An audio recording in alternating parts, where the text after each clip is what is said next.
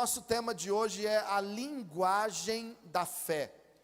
Quais são os conceitos, os princípios, algumas coisas que fazem parte desta fé que Deus nos ensina em sua palavra. Eu quero ler com você Gênesis, no capítulo 15, versículo 1 em diante, e falar com você sobre a linguagem da fé. Gênesis, capítulo 15, versículo 1 em diante, versículo 1.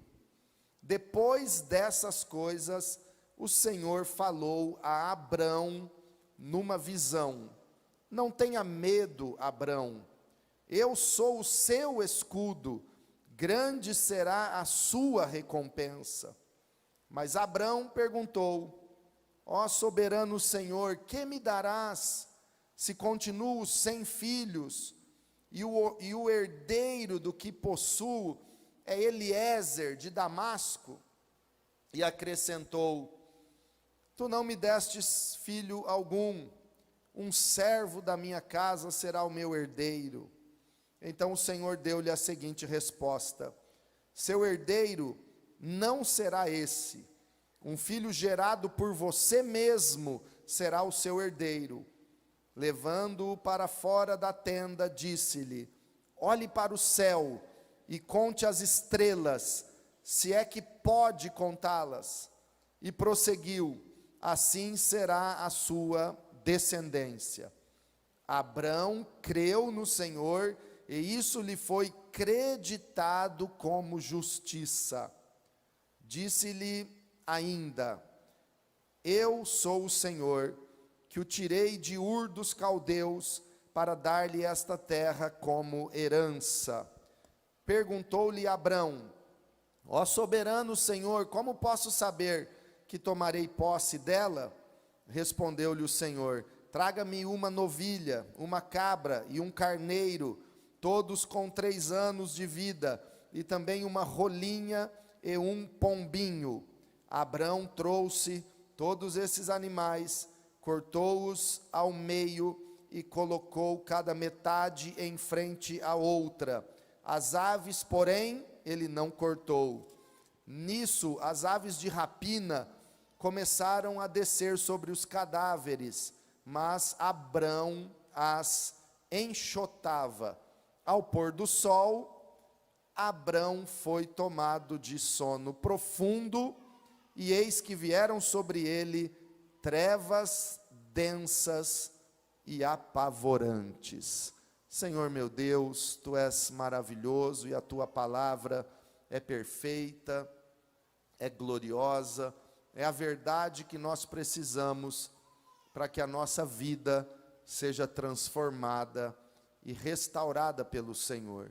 Por isso eu peço entendimento da tua palavra, espírito de sabedoria e de revelação no pleno conhecimento do Senhor, porque a tua palavra é viva, é eficaz, e ela não volta vazia, mas ela cumpre o propósito determinado pelo Senhor. Que nesta noite a tua palavra venha encontrar um território, uma terra boa, um coração aberto e perseverante, disposto a ouvir e crer na tua palavra, e que o Senhor toque em cada um de nós, aqui presentes nesta noite, e aqueles que estão conectados em sua casa, neste culto online, em qualquer lugar deste mundo, onde alguém está ouvindo esta palavra, que a bênção do Senhor alcance, e esta semente de fé seja plantada em cada coração, para salvação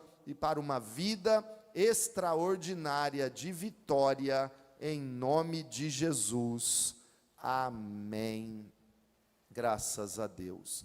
Irmãos, o nosso tema então é a linguagem da fé. Deus é quem nos dá a fé, e eu tenho dito que Deus já nos deu a fé necessária para a nossa vida vitoriosa em todos os sentidos. E nesse texto é tão interessante como Deus ensina para Abraão a linguagem da fé. E você sabe que Abraão é chamado na Bíblia, é conhecido como o patriarca da fé, o pai da fé. Então, se Abraão é chamado pai da fé, alguma coisa importante sobre fé ele aprendeu e nós podemos aprender também. Quantos querem receber um pouco mais de sabedoria, de entendimento a respeito de fé nessa noite? Fé é uma das 3 coisas que vão permanecer por toda a eternidade. Em 1 Coríntios capítulo 13, a Bíblia diz que 3 coisas permanecem. Quais são elas? A fé, a esperança e o amor. Então veja como fé é importante. Dons nós não vamos precisar na eternidade, mas fé vai existir eternamente na vida daqueles que são do Senhor. Então a linguagem da fé é muito interessante, e a primeira coisa que eu quero dizer aqui, compartilhar com você, é que Deus dá sonhos. Diga comigo, Deus dá sonhos. Todo sonho vem de Deus, mas eu não estou dizendo sonhos que a pessoa cria, que alguém tenta inventar. Deixa eu parar para pensar aqui, o que vai ser o meu sonho daqui para frente? Não, não é disso que eu estou falando, e nem também coisas malignas plantadas no coração de algumas pessoas, pensamentos destrutivos, sonhos ou desejos que levam à destruição, ao mal. Isso não vem de Deus, mas o propósito de Deus para a sua vida, aquele sonho mais íntimo que Deus te deu, desde a sua infância talvez, ou a partir do momento em que você começou a conhecer Jesus, estes sonhos vieram de Deus ao seu coração, foram plantados por Deus na sua vida. A origem desses sonhos mais íntimos e verdadeiros dentro de nós, a origem é o Senhor. Deus deu sonhos. Por isso um grande pregador, já falecido há poucos anos atrás, Myles Monroe, ele dizia que o lugar mais rico do planeta Terra é o cemitério, porque no cemitério estão sepultados tantos sonhos que não foram realizados, tantos projetos que não foram construídos, tantas bênçãos que não foram alcançadas, estão sepultadas. Mas eu quero declarar pela fé na sua vida, que os teus sonhos não vão para o cemitério, os teus sonhos vão acontecer, porque Deus te deu esses sonhos, e Deus realizará todos eles, em nome de Jesus na sua vida. Você vai permanecer na presença de Deus, e estes sonhos mais puros e verdadeiros, e gloriosos que Deus te deu, eles serão estabelecidos. Deus deu sonhos para Abraão. Deus falou com Abraão e criou aquele sonho: você vai ser pai de uma grande nação. Abraão, você vai ser pai de multidões, você vai ter muitos filhos. Mas Abraão não tinha filhos, sua mulher era estéril, eles não conseguiam ter filhos, mas Deus prometeu, e Deus colocou sonhos. E quando Deus promete, quando Deus dá sonhos e faz uma promessa, não há impossível para Deus. Deus não conhece essa palavra impossível, porque Ele é o Deus que faz o impossível se tornar realidade. Deus deu sonhos para Abraão, Deus deu sonhos para Jacó. Literalmente Jacó teve um sonho, e ele sonhou com as ovelhas, o rebanho todo malhado, salpicado e listrado, e aí ele criou uma estratégia para realizar o seu sonho. Deus deu sonhos para Jacó, Deus deu sonhos para José. A Bíblia chama José de sonhador, ele era apelidado pelos seus irmãos como o sonhador mor, o maior sonhador. Então Deus dá sonhos, e a linguagem dos sonhos vem de Deus para nós.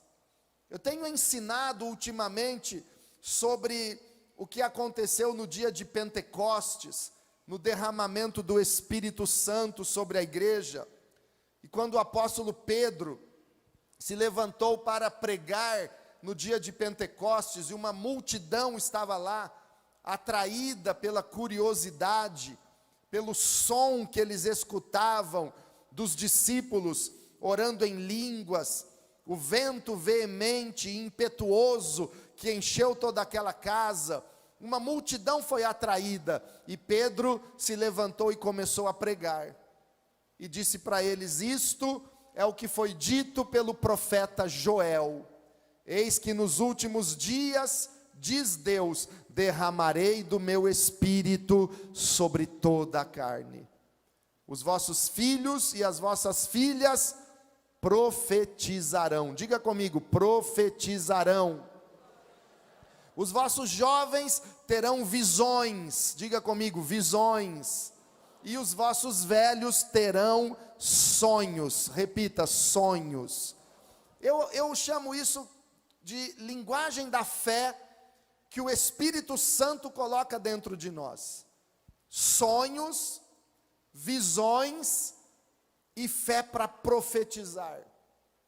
Deus planta um sonho dentro de você, um propósito, aquilo que você entende que é o propósito de Deus, algo que Deus deseja para a sua vida, algo que lá no seu íntimo você sabe que Deus quer conduzir você a este propósito, a esta missão, a este sonho.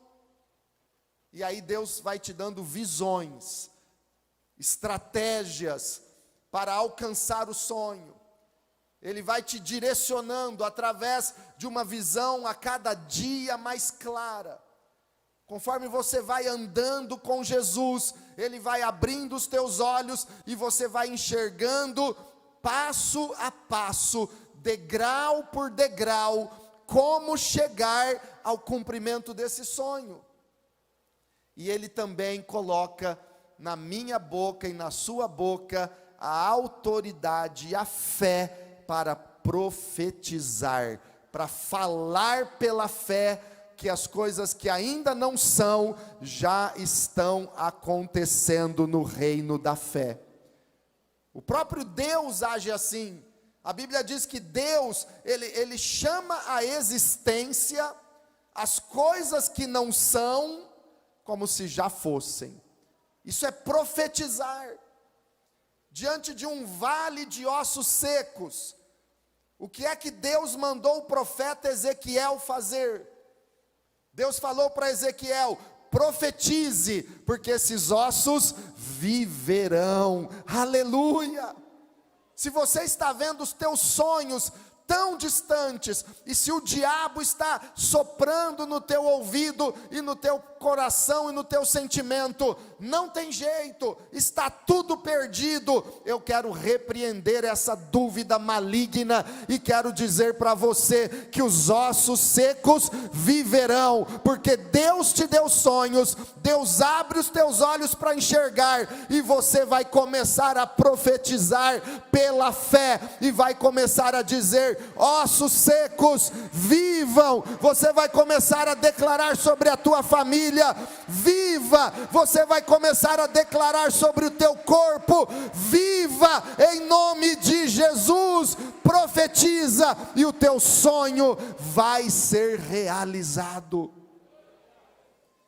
Isso tudo a Bíblia diz no livro de Atos, capítulo 2, no dia de Pentecostes, que é obra do Espírito Santo na vida da igreja. Então levanta a sua mão e diga assim: o Espírito Santo está sobre mim, e Ele me concede a linguagem da fé. Diga assim: eu tenho sonhos que Deus me deu, e eu estou vendo pela fé estes sonhos realizados. Aleluia! É a linguagem da fé. Sonhos, visões, profetiza que isso vai acontecer. O que é isso, igreja? É fé. tudo é possível ao que crê. A fé é algo tão grande que o inimigo tenta sufocar a sua fé, trazendo pensamentos de incredulidade, circunstâncias que criam medo. Nesse texto de Gênesis que nós acabamos de ler, a primeira coisa que o Senhor disse para Abrão, ele ainda era chamado Abrão, Deus ainda não havia mudado o nome dele para Abraão. A primeira coisa no versículo 1 que o Senhor disse para ele foi: não tenha medo, Abrão, eu sou o seu escudo e grande será a sua recompensa. Eu estou hoje aqui como profeta do Senhor para te dizer: não tenha medo. Não tenha medo, o Senhor é o teu escudo e grande será a tua recompensa. Deus dá sonhos. Segunda coisa que eu quero te dizer: tenha fé em Deus. Marcos 11:22, palavras de Jesus: tenham fé em Deus. Parece algo tão redundante. Ah, pastor, é óbvio que eu tenho fé em Deus. Eu não tenho fé em outra coisa. Mas na prática, muitas pessoas têm fé em si mesmo. Por exemplo, quando alguém diz assim: ah, minha fé é tão pequena que eu não consigo realizar isso. É fé em si mesmo, é fé na sua fé.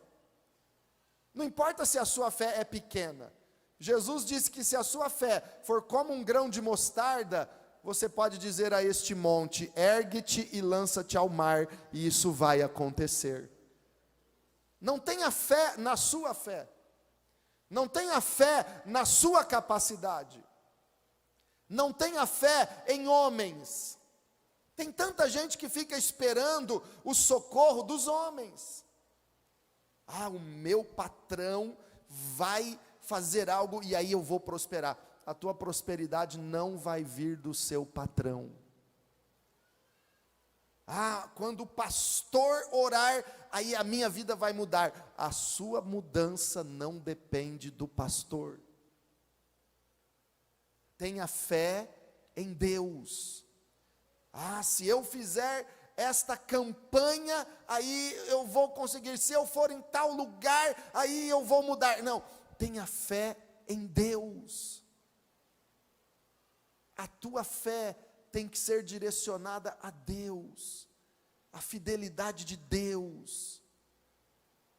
É o Senhor, tenha fé nele, não coloque expectativa em homens. Abraão estava lá: ah, Senhor, o meu herdeiro vai ser Eliezer, ele vai ser o meu herdeiro. Expectativa no homem, esperando algo do homem. Deus falou para ele: o teu herdeiro não vai ser o teu servo Eliezer, não. Você vai gerar, e o teu herdeiro será filho gerado por você. Fé em Deus, fé na fidelidade de Deus. Onde está a nossa fé? Naquilo que Deus prometeu, na fidelidade de Deus, no cumprimento da palavra de Deus. Deus falou, Ele não é homem para que minta, nem filho do homem para que se arrependa. Ele é fiel para cumprir aquilo que Ele prometeu. Tem um exemplo muito significativo na Bíblia, que é a história de Elias e Eliseu. Elias perguntou para Eliseu: o que você quer receber quando eu subir? E Eliseu falou: eu quero a porção dobrada do teu espírito. Então Eliseu ficou, aí Elias falou: se você me vir quando eu subir, você vai receber isso que você está pedindo. Aí Eliseu então ficou de plantão em Elias. Onde Elias estava, Eliseu não tirava os olhos.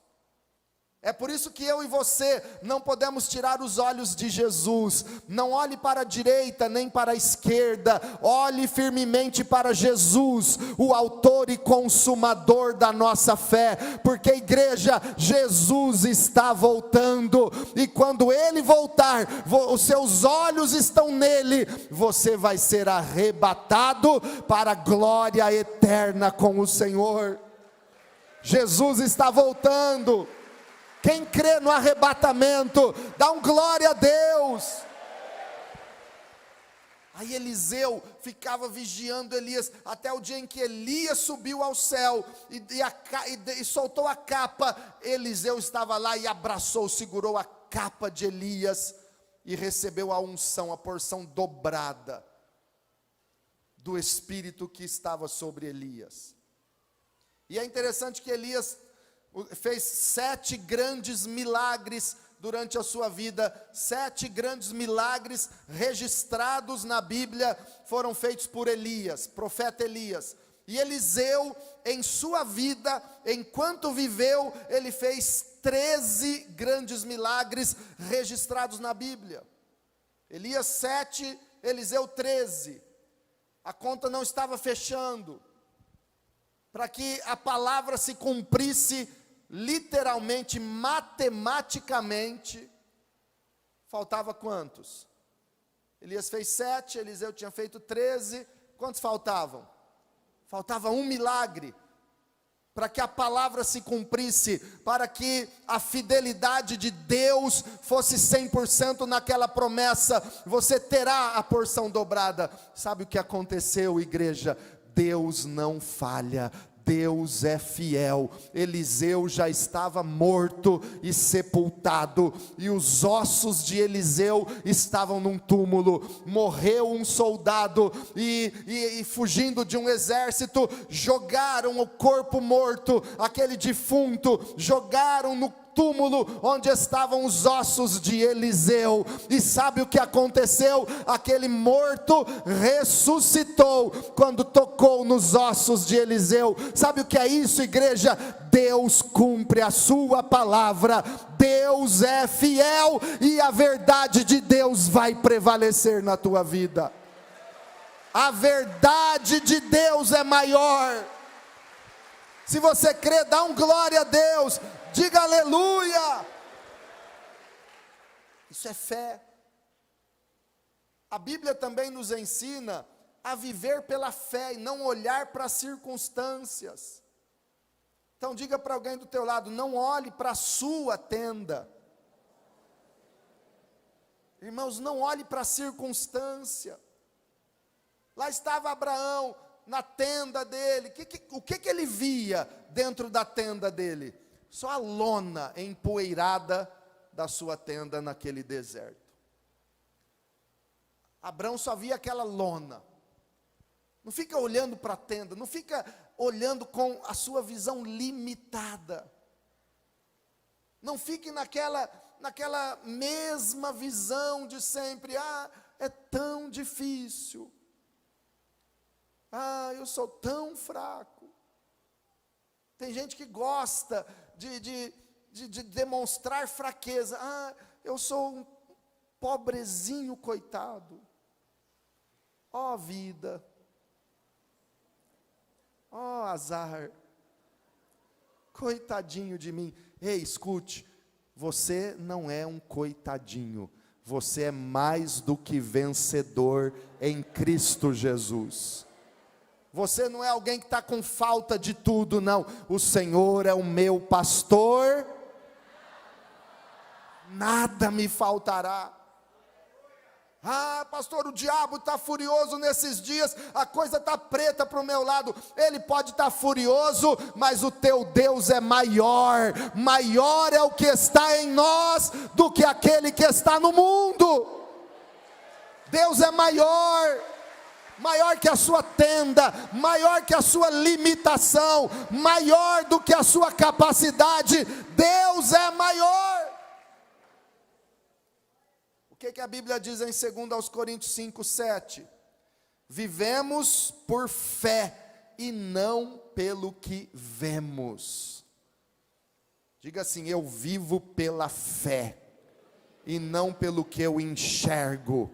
Diga: eu vivo pelo que eu creio. Eu vivo pelo que eu creio e não pelo que eu vejo, não pelo que eu sinto, não pelo que eu estou vivendo, não pelas minhas circunstâncias. As minhas e as suas circunstâncias hoje não são a verdadeira realidade. A verdadeira realidade é o que Deus prometeu em sua palavra. Então não olhe para a tua tenda, olhe para Jesus, olhe para a palavra, viva pela fé. Ai, pastor, mas olha, esse exame, esse diagnóstico deu isso. Ai, o médico falou que eu tenho isso, que eu tenho aquilo. O que é isso? Esse diagnóstico de um exame, essa palavra de um médico, por mais que seja real ou fisicamente verdadeiro, não é maior do que este diagnóstico, do que esta verdade. Este diagnóstico aqui na palavra de Deus é maior do que qualquer coisa que tentaram dizer para você. É a palavra. Então olhe para a palavra. E por último, irmãos, veja o que não se vê. O que é fé? Fé é ver o invisível. Hebreus 11:1. A grande definição bíblica de fé. Hebreus 11:1. A fé é a certeza das coisas que esperamos e a prova das coisas que não vemos. Então diga comigo: fé é ver o invisível. Quem está entendendo o que é fé? Abraão estava na tenda dele.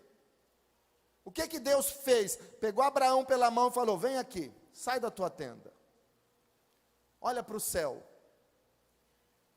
para de olhar para essa lona empoeirada, olha para o céu.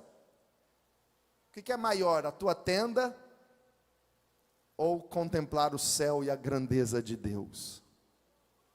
Quando você está no olho do furacão, no seu problema, tudo parece tão difícil, mas quando você olha para o céu, você vê a grandeza daquele que criou os céus e a terra e que ama você.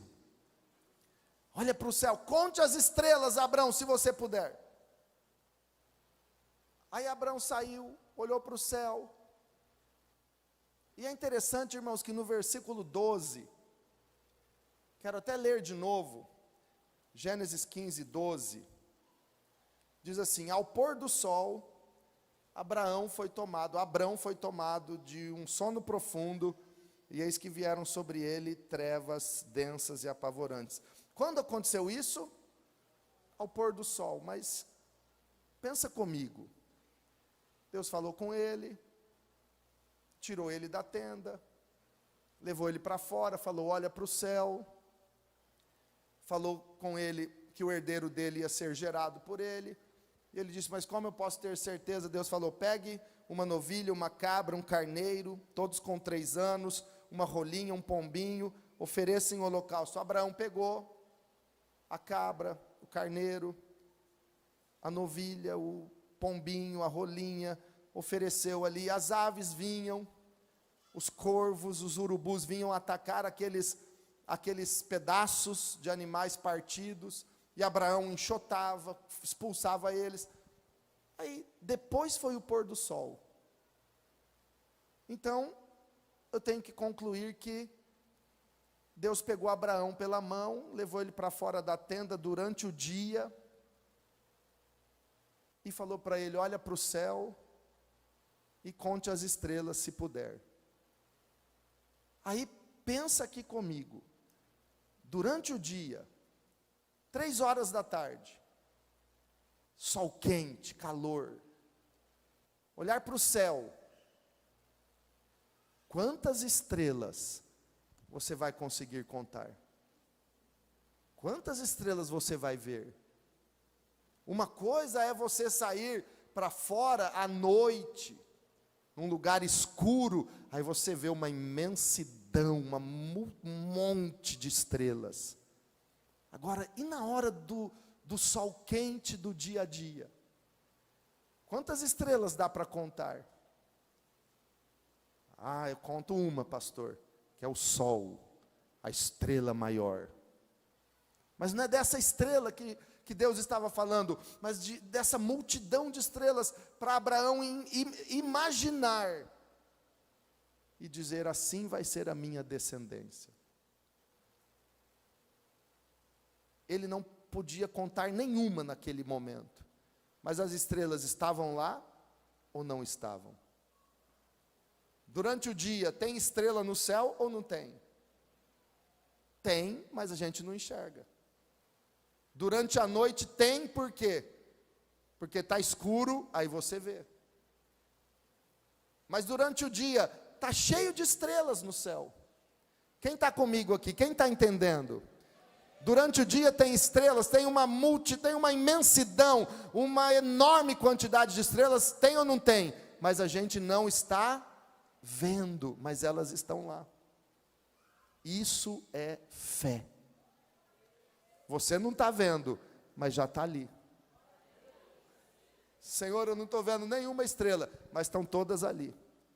Jesus podia dizer para Abraão assim: olha, Abraão, você não está vendo nenhuma, mas tem um monte aí, eu posso dizer todas elas, eu posso falar o nome de cada uma delas, porque os olhos de Deus enxergam o que eu e você não enxergamos, e aquilo que você precisa já está feito. Olhar o invisível é acreditar, é ver pela fé aquilo que ainda você não está enxergando.